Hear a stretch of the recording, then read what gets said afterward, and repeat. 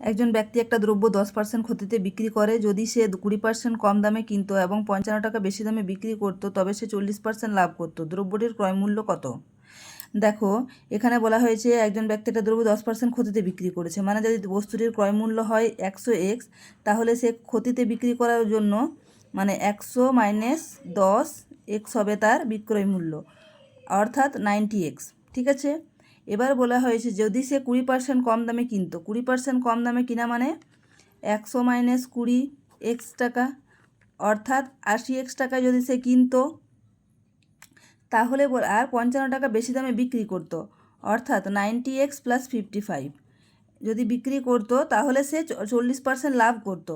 অর্থাৎ আমি এখানে লিখতে পারি 40% লাভ, অর্থাৎ 80x into 140 divided by 100 is equal to 90x plus 55। এবার দ্রব্যটির ক্রয় মূল্য বের করতে বলেছে। দেখো, আগে এক্সের ভ্যালু বের করি, তারপর দ্রব্যটির ক্রয় মূল্য আমরা বের করব। এবার দেখো কাটাকাটি করছি, 7 2 14, 5 2 10। এবার 7 দিয়ে 7 8 56, আর 5 9 45, প্লাস 5কে 55 সাথে গুণ করলে 275। এরপর দেখো 560x মাইনাস, এটা প্লাস আছে এদিকে মাইনাসে আসলো, 450x ইজ ইকুয়াল টু 275।